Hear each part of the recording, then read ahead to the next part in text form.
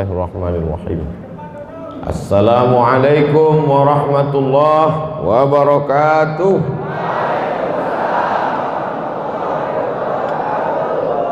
Bersyukur kepada Allah Subhanahu wa taala dengan mengucapkan alhamdulillahi rabbil alamin.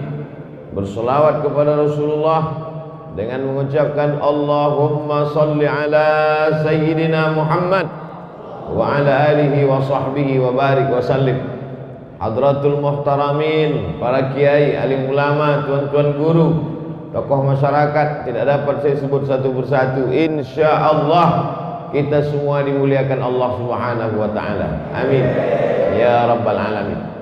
Yang pertama kali dibangun di atas muka bumi ini menurut Al-Qur'an, a'udzubillahi minasyaitonir rajim. Inna awwala baitin, yang pertama kali dibangun di atas muka bumi, awwala baitin wudi'a lin-nasi lalladzi bi Bakkah mubarakah. Itulah dia bangunan pertama di kota Bakkah, disebut juga sebagai Makkah, disebut juga sebagai Ummul Qura, Al-Masjidil Haram.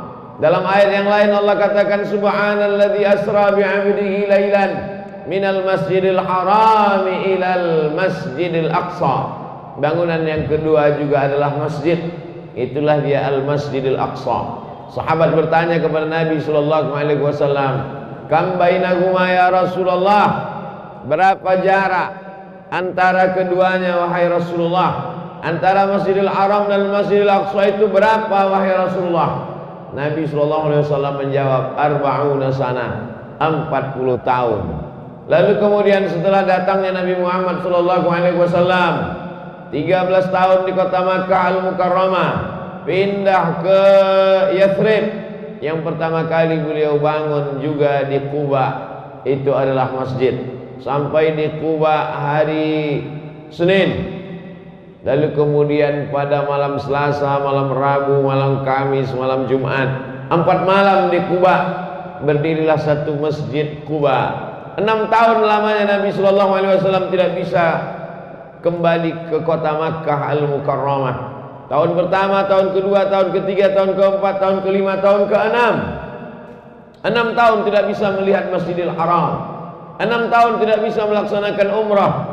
Maka untuk mengobati kesedihan hati, mereka melaksanakan sholat sunat di Masjid Quba. Nabi berjalan kaki ke Masjid Quba. Maka orang yang sholat sunat 2 rakaat di Masjid Quba sama dengan melaksanakan umrah. Jadi kalau kita hampir setahun ini tidak bisa melaksanakan umrah, bagaimana cara kita bisa melihat Masjidil Haram? Bagaimana kita bisa tawaf dan sa'i melaksanakan umrah?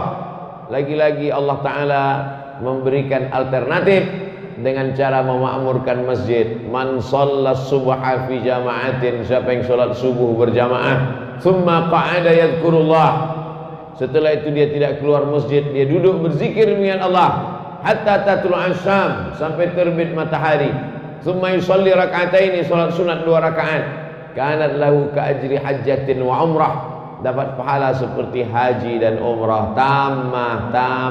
Tamah, sempurna, sempurna, sempurna. Yang bisa mengobati hati kerinduan kepada Makkah hanyalah datang ke masjid, rumah Allah Subhanahu wa taala. Majtama'a qaumun fi baitin min buyutillah, sekelompok orang datang berkumpul di rumah Allah, yatsluna kitab Allah, membaca kitab suci Al-Qur'an, wa yatadarasunahu fima bainahum, mengkaji isinya. Nazalat alaihimus sakinah, turun ketenangan ke dalam hati mereka. Ghasyiyat bihimur rahmah, diliputi rahmat kasih sayang Allah Subhanahu wa taala. Haffat bihimul malaikah, mereka dikelilingi oleh para malaikat. Wa dzakarahumullahu fi man indah, mereka dibanggakan Allah Ta'ala kepada para malaikat. Hari libur, hari yang mestinya orang balas dendam atas sakit hati, berangkat bekerja, macet pagi, pulang petang sampai malam, maka dibalaskan sakit hati pada hari libur, dia tidur sampai jam 8, jam 9. Tapi justru itu tidak terjadi di lingkungan kita. Orang tetap datang ke masjid, sholat berjamaah. Maka mudah-mudahan anak cucu kita istiqomah sampai hari kiamat, insyaallah. Lalu kemudian Nabi Shallallahu Alaihi Wasallam pada hari Jumat menuju Yathrib dari Quba. maka perjalanan itu mereka berhenti sejenak melaksanakan sholat Jumat. Tempat Nabi melaksanakan sholat Jumat itu belum ada masjid, sholat di tanah lapang saja. Bekas tempat sujud Nabi SAW itu dijadikan masjid oleh khalifah yang adil bernama Umar bin Abdul Aziz. Itulah yang disebut dengan Masjid Al-Jumu'ah, tempat sholat Jumat pertama kali. Bekas sujud Nabi di tanah lapang, kening yang mulia, bersimpuh sujud di tanah yang mulia, dibangun bangunan yang mulia, Masjid Al-Jumu'ah. Lalu kemudian Nabi sampai ke Yathrib, Nabi robah nama Yathrib menjadi Al-Madinah Al-Munawwarah, kota yang terang benderang dengan cahaya, cahaya Islam, cahaya iman, nurun nubuwah, cahaya kenabian. Lalu kemudian di tempat itu pun bangunan yang pertama dibangun adalah masjid. Maka membangun masjid adalah bagian dari sunnah Rasulullah Sallallahu Alaihi Wasallam. Lalu ketika hari berganti, musim berubah, bangunan yang sederhana, lebar hanya 22 meter, panjangnya ke belakang hanya 15 meter. Itulah yang disebut Nabi Sallallahu Alaihi Wasallam ma baina baiti, rumah Nabi di sebelah kiri mimbar. Ma baina baiti wa mimbari, antara rumahku dan mimbarku raudhatun min riyadil jannah, satu di antara taman-taman surga. Di sana orang sholat 1 rakaat maka sama dengan 500.000 rakaat, sama dengan 100.000 rakaat di masjid yang lain. Masjidil Haram, Masjid Nabawi, Masjidil Aqsa, la tusaddur rihal illa ila salasati masajid. Tidak amat sangat dianjurkan untuk melaksanakan musafir, bepergian perjalanan panjang kecuali pada 3 masjid: Al-Masjidil Haram, Al-Masjidil Aqsa, Al-Masjidil Nabawi. Mudah-mudahan ketiga masjid ini salah satunya masih lagi dijajah oleh Israel. Mudah-mudahan dilepaskan Allah sebelum hari kiamat insyaallah dengan pertolongan Allah Subhanahu wa taala. Kalau sholat subuhnya sudah ramai seperti sholat Jumat, itu pertanda tak lama lagi Palestina akan merdeka dari jajahan Israel. Karena hanya orang yang sholat subuh, sholat yang paling berat bagi orang munafik adalah sholat subuh. Sholat yang paling berat, idza qamu ila sholati qamu kusala. Kalau mereka tegak melaksanakan sholat, tegaknya itu adalah tegaknya orang yang malas. Hatinya sebetulnya malas, hatinya sebetulnya berat, tapi karena ingin menunjukkan pada orang lain, ingin mempertontonkan kepada sahabat, kepada kawan, kepada tetangga, maka ditampakkannya dengan riya, yura'unan nas. Mereka mempertontonkan amalnya di hadapan Allah Subhanahu wa taala, memperlihatkan amalnya di hadapan manusia. Maka Allah selamatkan itu pada jamaah salat subuh, karena melawan kantuk itu berat. Makanya Allah katakan wa minal laili, dari sebagian malam fatahajjad, tahajjud, lawan kantukmu, lawan tidurmu, nafilatalak, sebagai amal tambahan bagimu. Amal pokok subuh, zuhur, asar, maghrib, isya, tapi ada amal tambahan pada suatu malam. Nabi SAW datang ke Masjidil Haram. Kenapa malam? Karena pada waktu siang, pada waktu pagi, telinganya diikat mereka, kepalanya dengan kain, mereka cekik lehernya. Lalu kemudian Allah Subhanahu wa taala melepaskan itu semua, sampai akhirnya Nabi Muhammad SAW punya kekuasaan di kota Al-Madinah Al-Munawwarah. Itulah beda Makkah dengan Madinah. Sama-sama ada Masjidil Haram, di Madinah ada Masjidil Aqsa, tapi pada saat di kota Makkah Al-Mukarramah, di sana Nabi tak ada kekuasaan. Nabi tidak punya kekuasaan. Nabi tidak bisa sholat berjamaah bersama sahabat, bersembunyi, iman disembunyikan. Sampai-sampai ketika Nabi lewat di salah satu rumah sahabat, saat itu mereka sedang disiksa satu keluarga.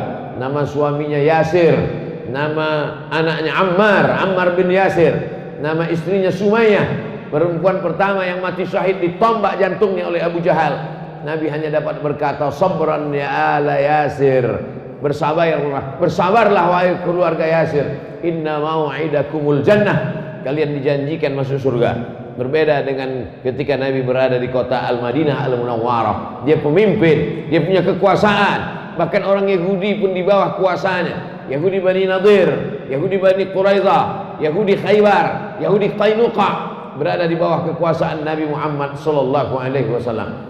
Maka kalau ingin masjid ramai, ingin masjid melimpah ruah, maka umat Islam mesti punya kekuasaan. Di Palestina masjid yang tempat Isra Mi'rajnya Nabi Muhammad SAW. Tentara Israel mengawasi, tentara-tentara polisi Israel mengintai, sehingga orang-orang tua saja yang dibenarkan sholat berjamaah. Anak-anak muda dikhawatirkan akan memicu keributan, akan mengadakan perlawanan, maka tidak boleh melaksanakan sholat berjamaah. Begitu pentingnya kekuasaan. Jadi kalau ada orang mengatakan yang penting masjid ramai, yang penting sholat berjamaah, kekuasaan tidak penting. Kekuasaan amat sangat penting. Kita bisa lihat dalam sejarah Nabi di kota Makkah Al-Mukarramah, bandingkan bagaimana kita berada di kota Al-Madinah Al-Munawwarah. Hari berganti, musim berubah. Meninggal Nabi SAW, naik Abu Bakar Siddiq 2 tahun menjadi khalifah.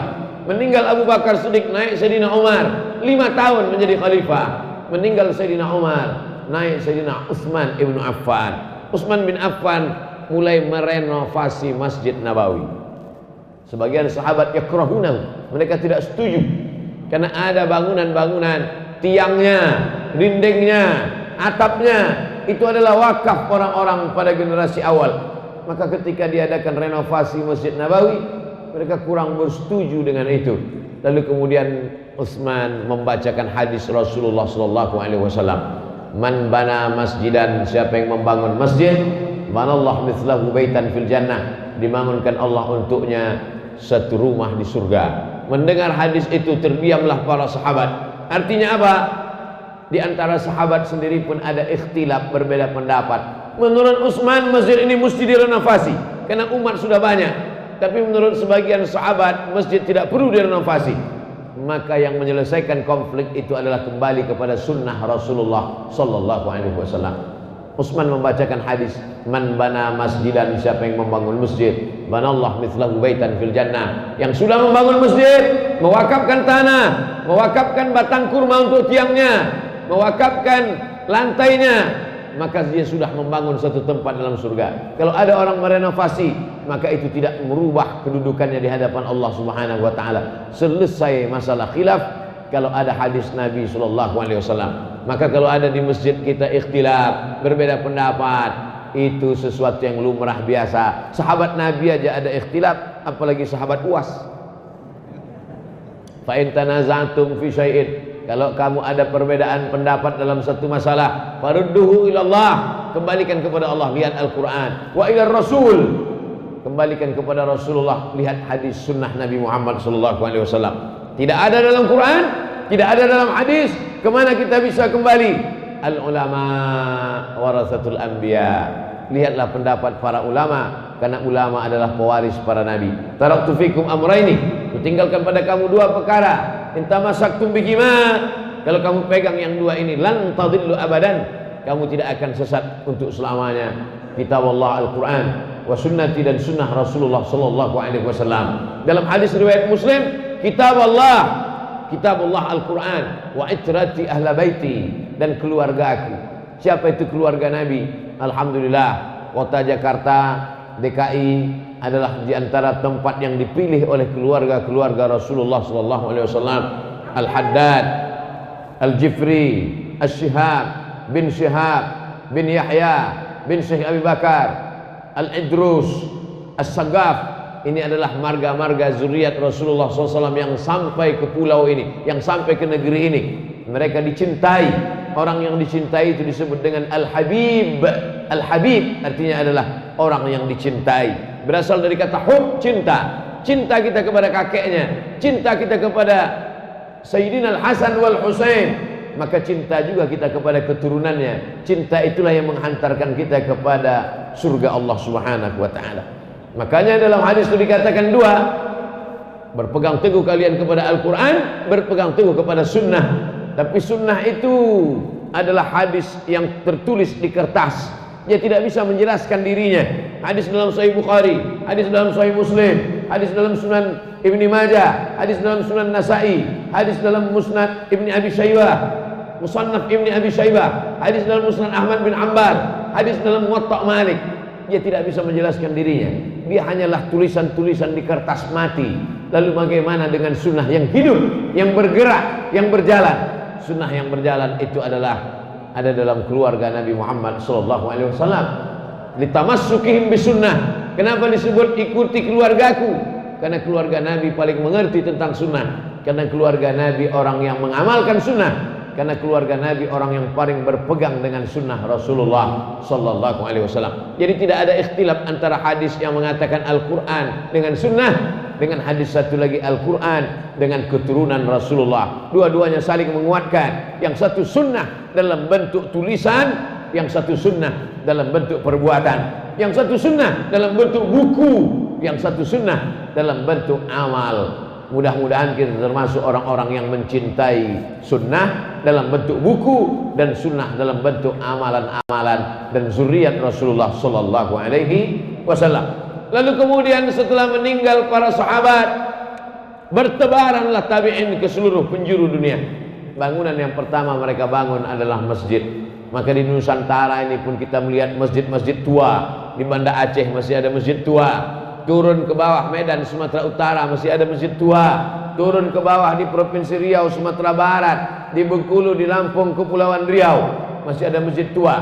Kalau kita pergi ke Kepulauan Riau sampai ke Batam, menyeberang ke Tanjung Pinang, dari Tanjung Pinang menyeberang lagi ke Pulau Penyengat, masih ada masjid yang dibangun begitu megah dan mewah. Sedangkan tempat kita masjid itu semennya dicampur dengan air. Di sana semennya dicampur dengan putih telur ayam, menunjukkan begitu kayanya. Panjang umur sehat badan, kita adakan kunjungan ziarah ke masjid di Pulau Penyengat insyaallah. Amin. Melihat bagaimana orang-orang zaman dulu memuliakan masjid, sampai-sampai semennya dicampur dengan putih telur ayam. Kuningnya di mana Pak Ustaz? Ya dimakan. Saudara yang dimuliakan Allah Subhanahu wa taala, menunjukkan orang Islam itu kaya raya, hebat, megah, dan itu adalah hadiah dari seorang sultan. Dia bangunkan satu masjid yang cantik di sebuah pulau yang indah, lalu kemudian dia berikan hadiah kepada istrinya sebagai bentuk cintanya. Memberikan hadiah adalah masjid. Supaya apa? Istana boleh hilang, memang betul-betul hilang. Istana terbuat dari kayu hilang. Kerajaan boleh hilang, hari berganti, musim berubah, politik berganti, hilang kerajaan-kerajaan, istana musnah, kerajaan musnah. Tapi ada satu yang tetap kekal abadi, masjid. Mengalir pahalanya kepada sultan-sultan, mengalir pahalanya kepada yang pernah membangun, mewakafkan tanahnya, mewakafkan semennya. Lalu kemudian di zaman modern, Presiden Soekarno, apa yang beliau bangun? Yang beliau bangun yang kekal abadi adalah masjid, Masjid Istiqlal. Masjid terbesar se-Asia Tenggara. Malaysia, Brunei Darussalam, Patani Thailand Selatan, Moro Filipina, dikumpulkan negeri-negeri Asia Tenggara, Muslim terbesar Singapura. Tapi masjid yang paling terbesar adalah Masjid Istiqlal. Betul, hari berganti, musim berubah, orde lama tumbang, naik orde baru pun tumbang. Masuk reformasi, tapi ada yang tidak tumbang. Masjid yang dibangun oleh orde lama, Masjid Istiqlal, masjid yang dibangun oleh masjid orde baru, Masjid At-Tin, dan Masjid Muslim Pancasila dengan ciri khas kubahnya. Seluruh negeri dibangun, rezim berubah, kekuasaan tumbang, presiden meninggal, tapi ada satu yang tetap tegak abadi. Apa dia? Masjid. Maka kalau mau kekal abadi, jangan kekalkan dengan kekuasaan, tapi kekalkan dengan membangun masjid. Maka berlomba-lomba membangun masjid. Salah satu masjid yang masih tetap tegak kekal abadi hari ini adalah masjid yang kita tempati hari ini, yang kita laksanakan sholat berjamaah. Enak aja Ustaz sholat kita sholat berjamaah. Ustaz sendiri nggak ikut. Saya sholat berjamaah juga. Sholat berjamaah. Masjid ini dibangun pada tahun 1998. Diresmikan tahun 2018, selama 20 tahun dengan jumlah lupa saya berapa miliar, tapi yang jelas, oh masya Allah, ada jamaah di atas. Kubahnya, keramiknya, kipas anginnya, televisinya, kaligrafinya megah, tak ada kurang satu apapun masjid ini. Kipasnya tak terlalu kuat, tapi anginnya dingin sekali. Luar biasa masjid ini.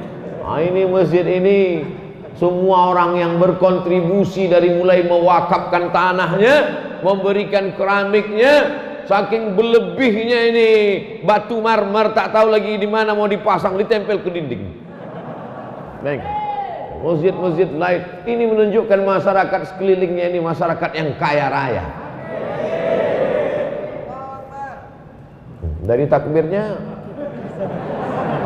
kuat sedikit. Allahu Akbar. Gitu dia. Kalau takbirnya slow kata setan, ini serius apa enggak kata setan? Masya Allah, tabarakallah. Jadi sebenarnya masyarakat mau menyampaikan pesan ke anak cucu mereka. Nanti generasi kedua, generasi ketiga, setelah 4 tahun, 50, 60 tahun, cucu-cucu mereka akan berkata, ternyata nenek moyang kami, kakek buyut mbah kami adalah orang-orang kaya. Maka mereka pun semangat mencari rezeki. Tapi mencari rezeki itu orientasinya bukan dunia. Kita tidak selesai. Rumah baru, mobil baru, sepatu baru, baju baru, udah selesai dengan kita. Kita adalah orang-orang yang zuhud. Orang zuhud itu apa? Orang zuhud itu adalah ada uangnya, ada hartanya, tapi tidak dia pakai untuk memperturutkan hawa nafsunya. Duitnya banyak, tapi dia tidak sibuk outfit dengan sepatu baru, baju baru, jaket kulit nyamuk. Kalau ada orang pakai jaket kulit buaya itu biasa, jaket kulit ular sawah itu biasa. Nyamuk dikumpul, bisa jaket kulit nyamuk harga 300 juta hanya untuk mempertontonkan di hadapan orang. Ini loh, saya punya sesuatu yang kamu tidak punya. Itu orang yang memperturutkan hawa nafsu. Sedangkan orang yang zuhud adalah ada uangnya, ada duitnya, tapi tidak dia pakai untuk itu. Justru dia pakaikan untuk membangun masjid. Itulah orang yang zuhud. Tapi sekarang orang berpandangan zuhud adalah, itu loh Pak Ustadz, ada orang zuhud pakaiannya koyak, sobek-sobek, compang-camping, dia nggak punya apa-apa. Itu loh Pak Ustadz zuhud. Itu bukan zuhud, itu fakir miskin, bodoh. Orang zuhud itu adalah orang yang punya uang, punya duit. Dia bisa bangun rumah megah, tapi tidak dia bangun. Lalu yang dia bangun apa? Dia buat rumahnya sederhana, mobilnya biasa-biasa saja, pakaiannya biasa-biasa saja, tapi yang dia pakai adalah membangun masjid. Itulah orang yang zuhud. Dokter-dokter spesialis zuhud, pengacara-pengacara zuhud, polisi-polisi zuhud, tentara-tentara zuhud. Mereka sanggup beli mobil mewah, tapi dia pakai mobil biasa. Kenapa? Karena uangnya dia pakai untuk membangun masjid. Ini mesti diluruskan pemahaman tentang zuhud ini. Ini ada orang penanya sampai 10 juta harganya. Ustadz Somad, ini pena saya ini 10 juta nih Ustadz. Yang nanya siapa? Sekali tegak berdiri, outfit 100 juta. Mulai sepatu 30 juta, celana 20 juta, kemeja 5 juta, kopi 5 juta, semuanya utang. Kredit semua. Setiap dengar suara sepeda motor di depan rumah, pucat ketakutan. Siapa? Debit kolektor. Mau menagih hutang. Makan tak selera, tidur tak lelap. Bukan itu keindahan hidup. Keindahan hidup adalah hidup biasa-biasa saja, hidup dengan cara yang sederhana, normal-normal. Inilah orang disebut orang cerdas, smart. Al-Kayyis bahasa Arabnya. Siapa nama anaknya? Kayyis. Apa arti Kayyis? Entah. Kayyis artinya orang yang cerdas. Siapa itu orang yang cerdas? Bukan orang yang IQ-nya 200, bukan orang IP-nya 4, bukan profesor doktor, bukan itu cerdas. Orang yang cerdas itu siapa? Mandana nafsahu, menekan hawa nafsunya. Nafsu makannya dia tekan, nafsu keinginan beli mobilnya dia tekan, nafsu ingin punya cincin emasnya dia tekan. Wa amila lima ba'dal maut, yang dia pentingkan adalah beramal untuk setelah matinya. Dibeli cincin, dibeli gelang, dibeli subang, dibeli anting, dibeli mobil dari emas. Kalau kau mati tinggal, tapi kalau kau bangunkan ke masjid, inilah yang akan kekal abadi sampai hari kiamat insyaallah. Amin. Jadi masyarakat di sekitar masjid ini adalah masyarakat yang cerdas. Kenapa? Karena uangnya dia pakai untuk bangun masjid. Dia meninggal dunia tanpa saya sebutkan untuk almarhum almarhumah fulan fulanah binti fulan fulan, tanpa saya sebutkan, mengalir pahalanya untuk mereka. Semua yang sholat di masjid ini, semua yang baca Quran, semua yang baca maulid, semua yang bersolawat, semua yang beristighfar, semua yang beriktikaf di sini, pahalanya mengalir kepada semua yang mereka meninggal yang sudah mewakafkan untuk masjid ini. Sekarang kalau mau sedekah untuk masjid ini, mau sedekah apa lagi? Semuanya sudah cukup, semuanya sudah mantap. Mau sedekah mikrofon, sebanyak-banyak mikrofon, 1, 2, ada yang mau dipasang. Saya tidak mau pasang mikrofon yang di telinga tadi. Nanti saya merasa seperti sedang jadi DJ. Sholat subuh berjamaah di Masjid Jami Al-Mukarramah. Ada namanya masjid, ada namanya Masjid Jami. Apa beda masjid dengan Masjid Jami? Masjid nggak ada sholat Jumatnya, sholatnya cuma subuh, zuhur, asar, maghrib, isya. Kalau ada sholat Jumatnya namanya Masjid Jami. Di Yaman begitu, di Mesir pun begitu, cuma 2 aja masjid dekat rumah kami, kecil, nggak ada sholat Jumatnya, namanya masjid. Kalau ada sholat Jumatnya Masjid Jami. Masjid ini ada sholat Jumatnya? Mimbarnya mana?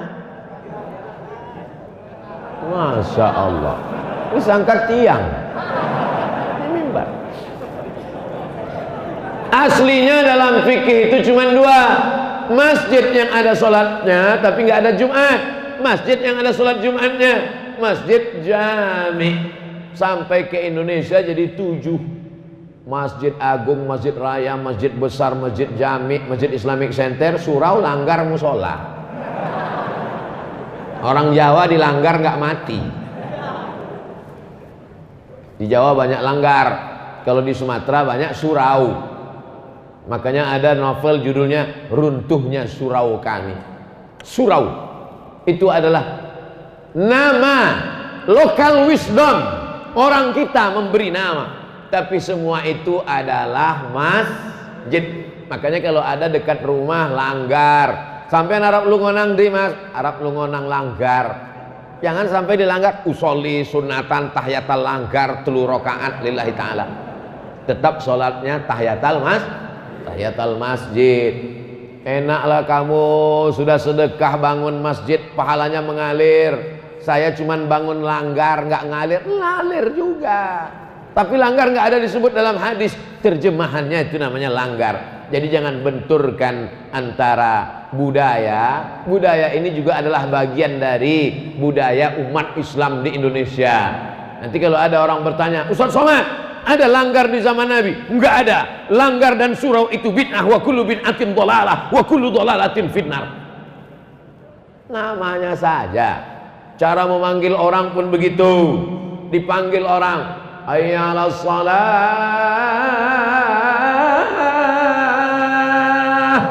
Di Makkah cukup dipanggil hayya 'alas shalah, orang bangun. Di Madinah, as-salatu khairum minan naum, bangun. Di tempat kita susah bangun, maka dipukullah itu kayu besar, itu dipukul. Diambil kayu. Kita tinggal di tropis, iklim kita iklim tropis, hutannya lebat.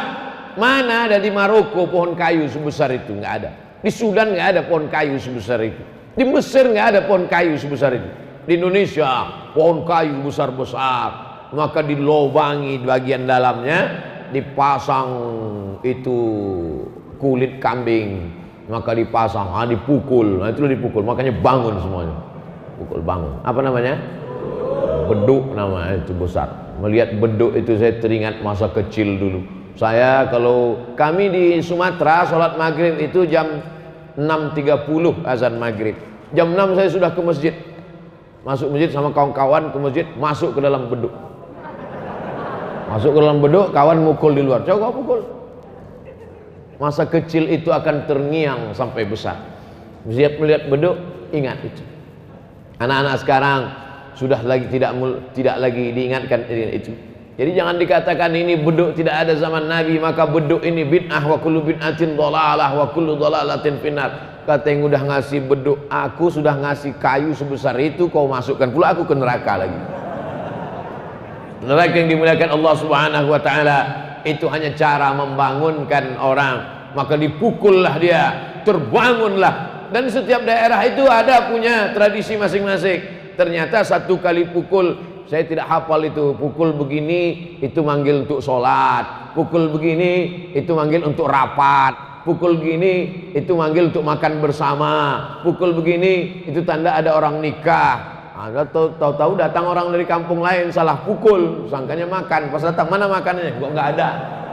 Jadi itu adalah tradisi kebudayaan lokal, kemudian masuk ke dalam masjid. Jadi kalau beduk itu dikatakan tidak ada zaman Nabi, maka sesungguhnya kubah pun juga tidak ada zaman Nabi.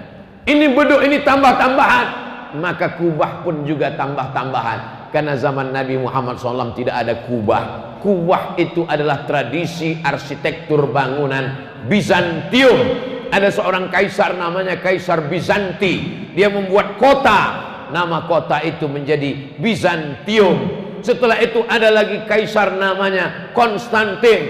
Dirobahnya kota itu menjadi nama Konstantinopel. Kotanya sama, tapi berbeda kaisar. Begitu raja-raja zaman dulu. Kalau dia mau buat satu kota, dibuatnya atas nama dia. Andai saya nih kaisar, raja, saya buat nama kota itu kota Somadium. Nama dia Bizanti. Dibuatnya kota, dirobahnya kota itu bernama Bizantium. Ciri khas bangunan Bizantium ada tiang melengkung. Jadi selamanya ada tiang-tiang, dibuat tiang melengkung dengan batu-batu yang disusun. Batu itu dipotong, bagian bawahnya kecil, bagian atasnya besar, lalu disusun melengkung sehingga batu itu tidak jatuh ke tengah. Bisa lihat, jangan lihat sekarang, nanti lihat di Google arsitektur ciri khas Bizantium, bangunan tiang melengkung. Maka dibuatlah tiang melengkung. Itu baru ada ketika Islam sampai ke negeri-negeri jajahan Bizantium. Sebelum itu di kota Makkah tidak ada kubah. Waktu itu atap Masjid Nabawi itu hanyalah pelepah korma yang disusun-susun datar saja. Lalu kemudian dari mana itu datang menara? Menara diambil dari kata nar. Nar artinya api. Menara, tempat api di atas, tempat api di tepi laut Mediterania. Ketika orang naik kapal, dia tidak tahu mana tepian. Di tengah malam, maka dipasanglah api di tepi pantai. Di atasnya ada api menyala. Orang Arab menyebutnya manarah, orang kita menyebutnya mercusuar. Maka ketika Islam sampai, pasukan Islam dari kota Al-Madinah Al-Munawwarah menyeberang Laut Merah sampai ke sebuah kota yang didirikan oleh Kaisar Alexander the Great. Kota itu bernama Alexandria. Alexandria adalah kota 200 km dari Kairo. Di sana ada sebuah mercusuar. Mereka buang apinya. Dibuang apinya, naiklah muazzin ke atas. Dia azan dari atas, Allahu Akbar, Allahu Akbar. Suara lebih kuat karena lebih tinggi. Itulah asal muasal ma'zanah, tempat azan. Bilal tidak pernah azan di atas menara, karena zaman Nabi tak ada menara. Bilal azan di atas satah, di atas atap rumah orang di kota Al-Madinah Al-Munawwarah. Jadi bangunan-bangunan ini adalah tambahan setelah Nabi Muhammad SAW meninggal. Kubah bukan diajarkan Nabi, menara bukan dibuat Nabi. Tapi sekarang kalau sudah masjid, seolah-olah menara dengan kubah adalah rukun masjid. Ini menunjukkan Islam boleh mengambil arsitektur bangunan. Maka kita lihat di Bandung ada masjid dengan arsitektur saudara kita dari Tionghoa, Masjid Cheng Ho. Ada di Semarang. Lalu kemudian di Makassar saya pernah ceramah di masjid Cina. Ini boleh mengambil. Ini kenapa? Karena Islam tidak mengarangkan bangunan arsitektur selama tidak mengambil akidahnya, selama tidak mengambil keyakinannya. Yang diambil hanya bangunannya. Yang selama bagus-bagus tidak salah. Apa bagusnya kubah? Maka dengan arsitektur melengkung kubah, di tengah tidak ada tiang. Apa bagusnya menara? Dengan adanya menara, maka muazzin lebih leluasa, suaranya lebih sampai ke telinga jamaah. Zaman dulu muazzin itu naik ke atas. Zaman sekarang muazzinnya di bawah, suaranya yang ke atas. Yang menyampaikan suara ke atas siapa? Kabel. Ada cukup ke kabel. Allahu Akbar. Ada juga suara walaupun kecil. Allahu Akbar, Allahu Akbar. Sampai suara. Setelah itu imam pun meletakkan mikrofon ke bajunya. Setelah itu imam pun sholat. Allahu Akbar. Setelah itu salam. Assalamualaikum warahmatullahi. Muncul masalah baru. Apa masalahnya? Ternyata kabel imam sampai ke atas menara. Di atas menaranya banyak tai burung. Pak Ustadz, boleh nanya? Boleh. Apa hukumnya imam sholat, kabel yang nyangkut di bajunya ada tai burung sampai ke atas? Memunculkan masalah fikih baru. Gimana pertanyaan Pak Ustadz? Apa jawabannya? Orang saya yang nanya, masa saya yang jawab? Sudah dibahas dalam pembahasan para ulama. Saya hanya ingin menceritakan bahwa ketika kita belajar peradaban Islam, maka Islam tidak mengharamkan sesuatu yang tidak ada pada zaman Nabi Muhammad sallallahu alaihi wasallam. Jadi jangan membuat suatu masalah baru. Masjidnya sudah bagus, masjidnya sudah cantik, kita tinggal menikmati meramaikannya saja. Maka kita tinggal memakmurkan masjid. Siapa yang memakmurkan masjid ini? Innama ya'muru masajidallah. Orang yang memakmurkan masjid ini man amana billah, beriman kepada Allah, wal yaumil akhir, percaya bahwa dunia ini akan kiamat, wa aqamas shalah, dia menegakkan salat, wa ataz zakah, dia bersedekah, berzakat, berinfak, berwakaf, wa lam yakhsha illallah, dan dia tidak takut kepada yang lain, takutnya hanya kepada Allah. Kita doakan anak cucu kita memakmurkan masjid sampai hari kiamat.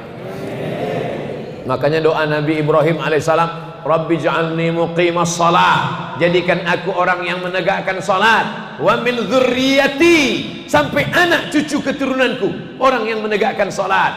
Rabbana wa taqabbal du'a. Bapak-bapak yang istrinya hamil, Rabbi ja'alni muqimas salah. Ibu-ibu yang sedang mengandung, Rabbi ja'alni muqimas salah, jadikan aku orang yang menegakkan salat sampai anak cucu keturunanku. Tak ada gunanya. Anak kamu berapa? 3. Yang pertama pejabat, yang kedua orang kaya, yang ketiga bisnismen. Tiga-tiganya tak sholat, neraka jahanam tempatnya, menjadi keraknya api neraka. Masalakakum fi saqar, mengapa kalian tidak, mengapa kalian masuk ke dalam neraka sakar? Neraka itu pun ada nama-namanya. Ada neraka jahanam, ada neraka sakar. Masalakakum fi saqar, mengapa kalian masuk neraka sakar? Penghuni neraka sakar menjawab, lam naku minal musallin, kami tidak sholat. Makanya kalau ada tetangga, kawan, sahabat, teman satu grup WhatsApp, berikan kabar kepada mereka, kau yang tak sholat nggak apa-apa, masih banyak seat kosong di sakor. Kalau seorang bapak punya anak gadis mencari mantu, yang dicari adalah sholatnya. Idza ja'akum man tardawna dinahu, kalau kau lihat anak muda itu bagus agamanya, rajin dia sholat, wa khuluquhu, baik akhlaknya, fazawwijuhu, nikahkanlah dia. Berapa banyak orang yang dilihat karena mobilnya, dilihat karena pekerjaannya, karena PNS-nya, karena BUMN-nya, karena dia pegawai, karena dia pejabat, tapi ternyata tidak sholat, tak ada kenikmatan hidup, tak ada qurrata a'yun, sejuk dipandang mata. Tapi berapa banyak orang yang biasa-biasa saja, tapi karena dia sholat, dunia kau kejar, akhirat belum tentu kau dapat. Tapi kalau akhirat yang kau cari, maka dunia akan bersimpuh di bawah tapak kaki. Ini pelajaran buat kita bersama. Masjid yang sudah besar, yang sudah cantik, yang sudah indah, ini bukan dibangun dengan bim salabim abrakadabra, ini bukan dibangun dengan kertas, ini bukan dibangun dengan daun, ini dibangun dengan jerih payah, keringat, tetes air mata dan darah. Maka kita yang sudah menikmatinya tinggal melaksanakan sholat berjamaah, rajin i'tikaf, diisi dengan tabligh akbar, Ini semua yang akan menjadi amal soleh buat kita semua. Anak-anak muda, semangat cari duit, semangat bisnis, semangat entrepreneur. Kalau sudah punya uang, bangun masjid. Bangun masjidnya besar seperti ini. Bangun masjidnya 2 lantai seperti ini, supaya tidak campur aduk laki-laki dengan perempuan. Bangun masjidnya cantik seperti ini. Supaya apa? Supaya kita bangga menunjuk. Mana masjid kalian? Tuh masjid kami. Yang mana? Yang bagus, yang cantik itu. Jangan sampai masjidnya seperti kandang burung merpati. Setiap ditanya orang, mana masjid kalian? Masjidnya cantik, tapi masjidnya udah ada Pak Ustaz. Untuk apa lagi cari duit? Masjid kan sudah ada. Bangun 1000 masjid dari mulai Sabang sampai Papua, seperti Masjid Jami Al-Mukarramah ini, insyaallah. Amin. Udah aku sampaikan ya Allah. Anak-anak muda ini sudah kumotivasi ya Allah. Kalau sebelum mereka mati mereka bangun masjid, alhamdulillah. Sudah mati enggak juga bangun masjid, tidak salahku lagi ya Allah. Sudah kusampaikan di hadapan mereka. Assalamualaikum warahmatullahi wabarakatuh. Waalaikumsalam. Al-Mukarram Ustadz, bagaimana hukumnya bila investasi digital koin? Lebih spesifiknya lagi adalah Adcash.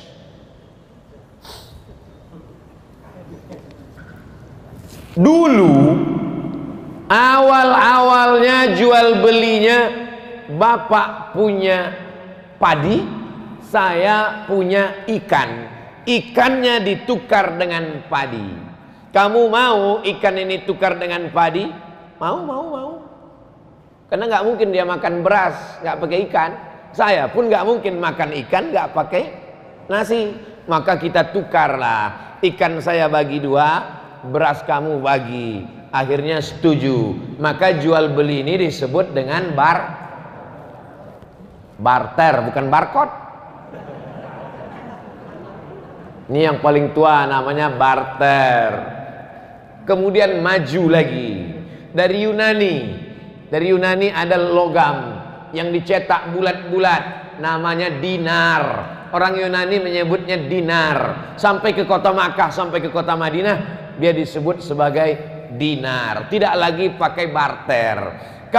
Saya punya dinar, saya bisa beli apapun dengan dinar ini. Bisa beli tanah, bisa beli onta, bisa beli gandum, pakai dinar. 1 dinar itu 4,25 gram emas. Meningkat dari barter menjadi dinar dan dirham. Meningkat yang ketiga. Yang ketiga, tidak lagi pakai dinar. Dinar tidak bisa lagi dibawa. Karena kalau sampai saya bawa dinar sekarang, bisa dikejar maling. Wah, itu ada dinar. Pakai cincin emas aja sekarang dirampok orang. Bukan diambil emasnya, sama jari-jarinya dia potong.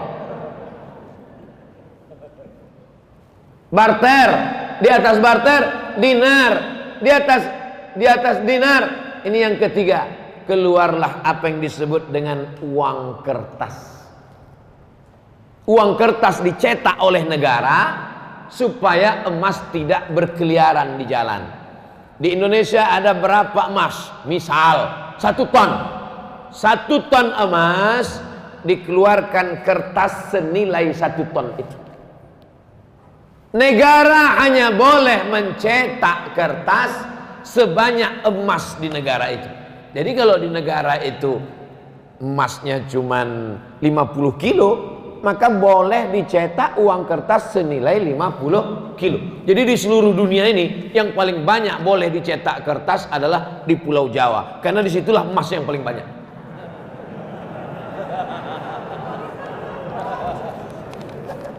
Lalu kemudian Amerika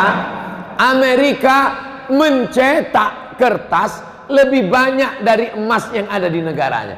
Ini yang pertama kali melanggar di dunia ini, Amerika. Dia cetak kertas, ternyata nilai emasnya tidak sebanyak itu. Di Amerika itu emas tidak terlalu banyak.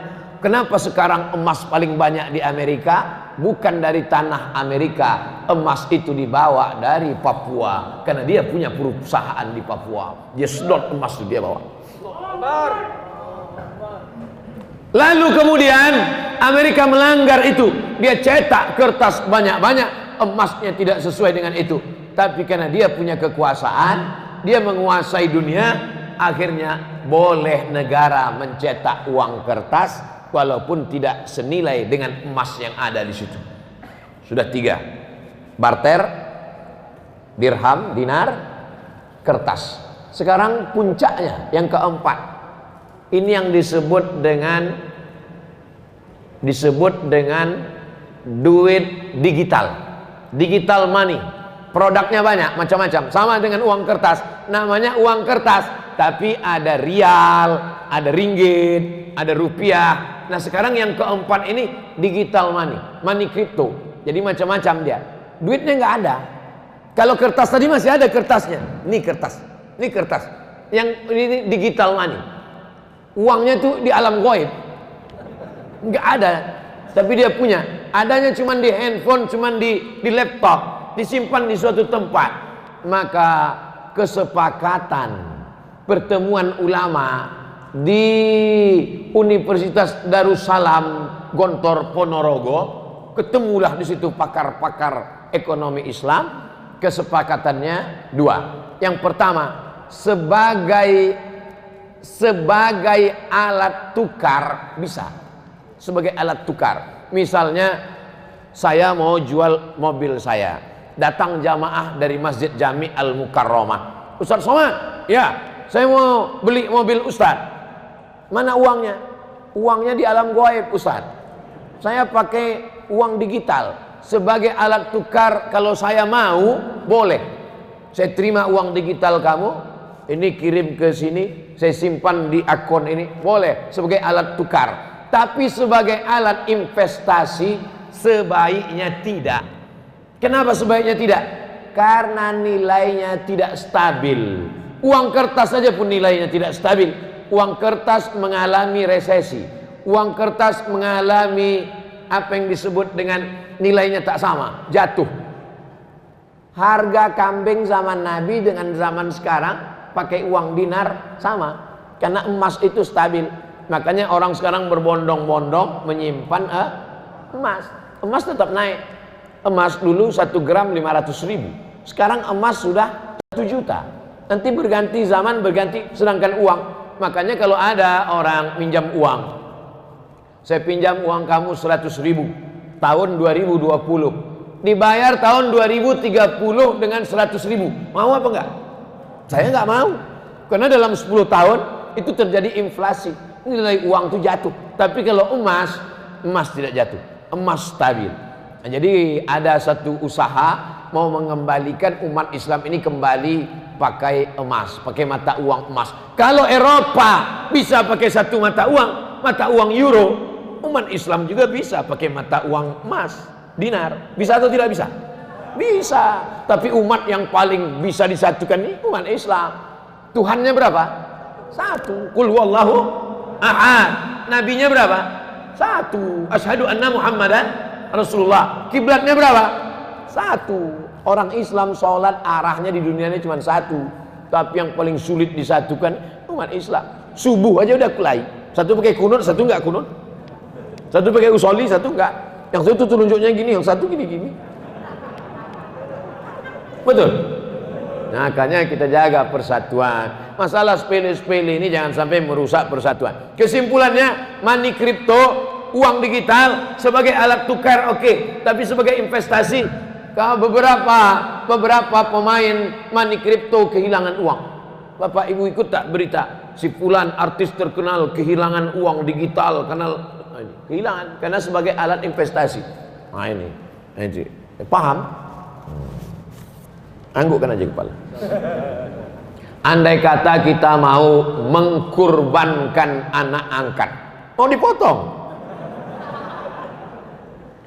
binnya kita pakai bin ayah angkat atau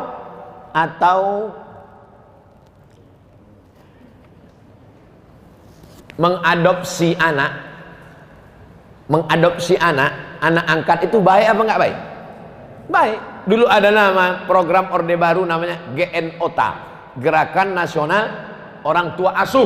Bagus. Anak-anak yang miskin, susah, duafa, anak yatim disekolahkan, bagus.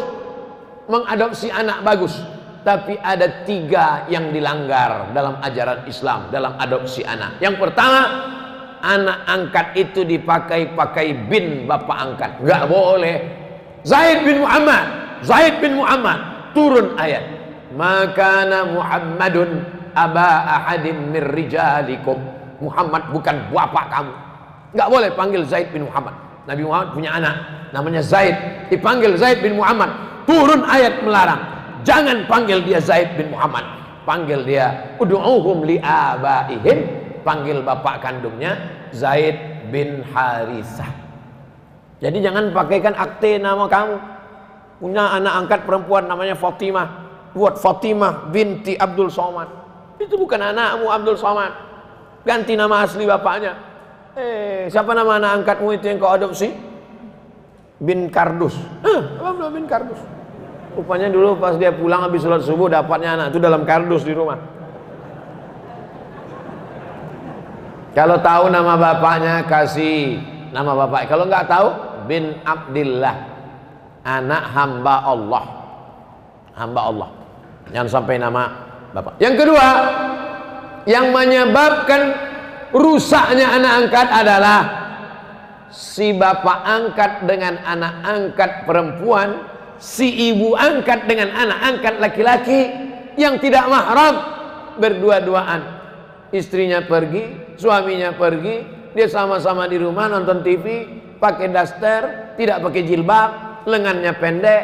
Ketika ditanya, itu kan anak angkatmu? Sudah seperti anak saya. Itu kan anak angkatmu? Sudah seperti berapa banyak anak angkat nikah dengan bapak angkat. Berawal dari macam anak saya, macam adik saya, berakhir dengan macam-macam. Waspadalah, terutama ibu-ibu, waspadalah bu. Yang ketiga, yang menyebabkan rusaknya anak angkat, si bapak angkat menuliskan surat wasiat. Dia menikah, nggak punya anak, dia ambil anak angkat, dia tulis surat wasiat. Semua hartaku kuserahkan pada anak angkatku. Adapun saudara-saudara kandungku itu, sendal jepitku pun tak kukasih untuk dia. Tak boleh. Kalau saya tidak punya anak, maka saya meninggal, harta warisan saya akan diwarisi oleh saudara kandung. Ini banyak orang saudara kandungnya dia benci, tidak dikasih harta warisan, dihabiskan semua oleh anak angkat. Celaka 12. Surat-surat tanah, surat mobil diambil semua oleh anak angkat. Habis. Kalau sayang sama anak angkat bisa dikasih 2. Pertama, hibah. Yang kedua, wasiat. Apa beda hibah dengan wasiat? Hibah dikasih ketika masih hidup. Itu ruko yang di sana untukmu. Ambil. Tapi kalau wasiat, itu ruko yang di sana untukmu, tunggu aku mati. Itu namanya wasiat. Makanya kalau dapat wasiat jangan senang dulu. Banyak orang yang udah mau mati pas ngasih wasiat, nggak mati-mati.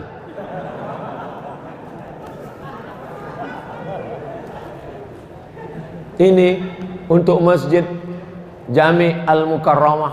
Pengurus sudah senang. Alhamdulillah dapat ruko 3. Dia udah sakaratul maut. Begitu, gimana kabarnya? Sehat, kemarin udah pulang. Nggak jadi. Bagaimana cara kita menunjukkan cinta kepada ulama jika kita sebagai PNS ASN? Kamu kan punya atasan. Tunjukkan cintamu dalam, jangan diperlihatkan. Ini update status. Udah tahu PNS ASN, update status di video. Takbir, kita tangkap. Ya Pak, ngerti lah, paham. Datang pas nggak ada orang, datang. Assalamualaikum Habib, cium tangan. Pastikan nggak ada kamera. Assalamualaikum. Doakan panjang umur, sehat badan. Ya pandai-pandai. Pandai itu penting. Pandai-pandai lebih penting. Ustaz Somad berani. Saya nggak ya PNS. Dulu pernah PNS. Saya Ibu Fulan ingin bertanya. Pernah seorang sahabat saya melihat postingannya di FB tidak pakai jilbab. Selalu dia buka tutup jilbabnya. Saya tanyakan kemana jilbabnya. dia bilang yang penting hatinya baik. Bagaimana nih menurut Pak Ustadz? Saya khawatir nanti anak dia nggak pakai celana. Ini kan emaknya nih. Pepatah kita mengatakan kalau anak kencing berdiri, maka cucunya kencing maraton. Ini sekarang emaknya nih nggak pakai jilbab, nanti anaknya nggak pakai celana. Pas ditanya anaknya, kok nggak pakai celana? Yang penting hatinya baik.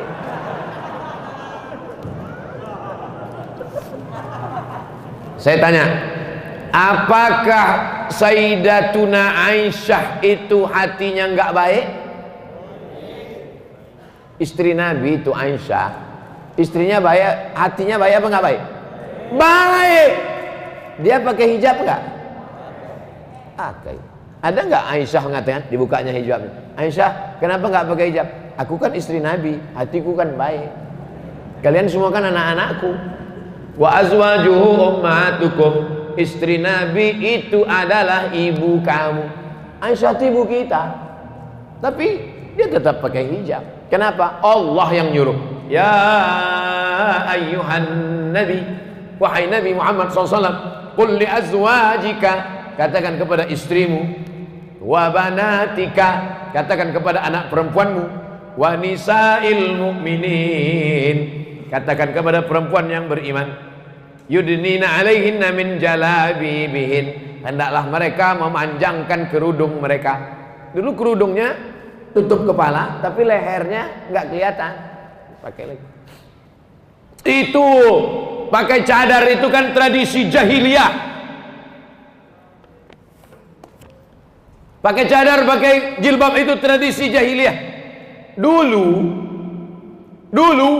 turun ayat, khudhu zinatakum inda kulli masjid. Kalau kamu mau ke masjid, pakailah pakaian. Kalau kamu mau ke masjid, pakailah pakaian. Apa maknanya? Waktu itu orang jahiliyah tawafnya uryanun tolik, telanjang bulat. Orang jahiliyah dulu nggak pakai pakaian. Maka datang Islam mengajarkan pakaian. Maka setiap mau ke masjid disuruh, ya ayyuhalladzina amanu, ay orang beriman, kalau kamu mau pergi ke masjid, khudhu zinatakum inda kulli masjid, berpakaianlah. Itu ajaran Islam. Jadi jangan ikut-ikutan status orang, itu yang dia sampaikan. Bacalah Al-Quran, ngaji sama para kiai, para ulama. Assalamualaikum Ustaz. Waalaikumsalam warahmatullahi wabarakatuh. Bagaimana cara menyikapi para penghina Rasul dan para zuriat Nabi?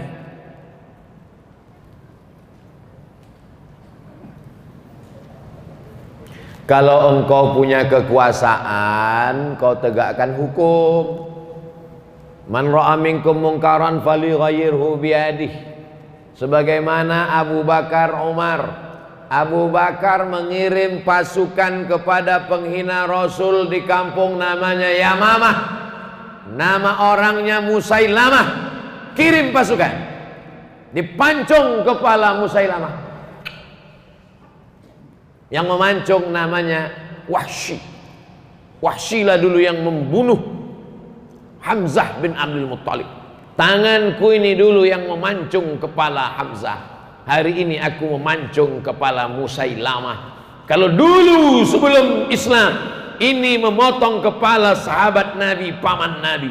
Sekarang setelah Islam ini memancung kepala musuh Allah Subhanahu wa taala.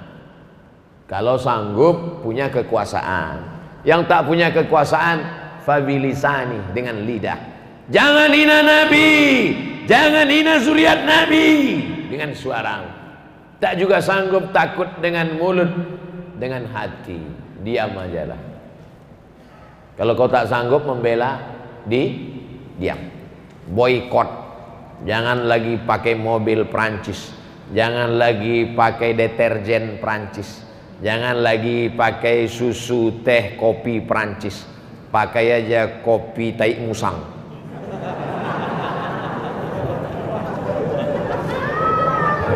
produk Indonesia.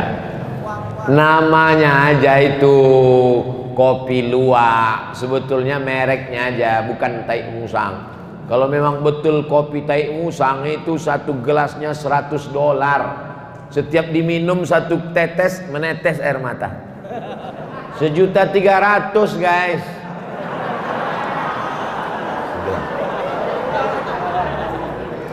Jadi apa, ketika Denmark dulu membuat karikatur Nabi, Denmark dulu yang pertama, waktu itu Syekh Muhammad Said Ramadan Al-Buti masih hidup. Coba ketik di YouTube Syekh Muhammad Said Ramadan Al-Buti, orang Suriah, ceramahnya lembut. Syekh Muhammad Said Ramadan Al-Buti kalau ceramah lembut. Assalamualaikum warahmatullahi wabarakatuh, lembut. Tapi begitu dia cerita tentang penghina Nabi di Denmark, hadzal fa'rul qadar, kata dia, ini adalah tikus-tikus yang kotor, najis. Jangan kalian biarkan produk-produk Denmark berada di rumah kalian, di WC kalian, di kamar mandi kalian.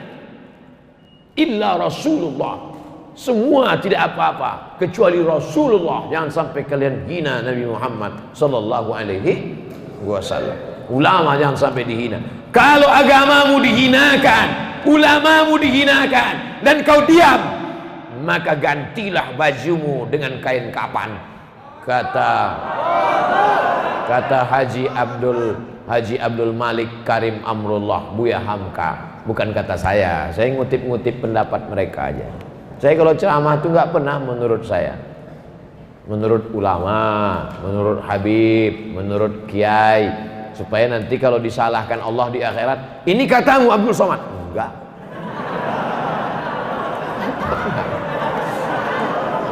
Saya enggak berani menurut saya. Mana pernah saya ceramah menurut saya? Enggak. Yang selamat di akhirat itu nanti saya. Karena saya enggak pernah pakai menurut saya. Sampaikan Al-Quran, sampaikan hadis, sampaikan fatwa ulama, sampaikan pesan para habaib, sampaikan pesan para kiai, cerdaskan umat. Habis waktu baca doa, selesai pulang. Habis waktu 1 jam. Tadi saya mulai jam 6 kurang 15, sekarang jam 5 kurang 15. Sesuai tertulis di botol 600 ml. Apapun makanannya, minumnya tetap Az-Zikra water. Pakailah produk dari saudara kita sendiri, sehingga kalau ekonominya maju, dia akan makun masjid. Kalau ekonominya maju, dia akan sedekah. Jangan kau kayakan orang lain. Kalau duitnya banyak, dipakainya berjemur di pantai tak pakai kolor. Pakailah, minumlah minuman santri dari pondok pesantren Sidogiri. Kau minum makanan, kau makan makanan yang halal, kau minum minuman produk saudaramu, maka itu sudah kau ikut membangun masjid, membangun pondok pesantren, membangkitkan ekonomi umat. Saya alhamdulillah sampai hari ini semua saya endorse, dari mulai kerupuk sampai keripik. Kalau ada jamaah datang bawa kerupuk 2 bungkus, senyum, saya sudah tahu dia pasti minta endorse. Mana di kerupuknya? Jamaah dimanapun berada, belilah kerupuk ini, dapatkan di toko terdekat. Hubungi nomor berikut ini, persediaan terbatas. Anda lagi yang mau endorse? Astaghfirullahalazim, astaghfirullahalazim, astaghfirullahalazim, alladzi la ilaha illa huwal hayyul qayyum wa atubu ilaih.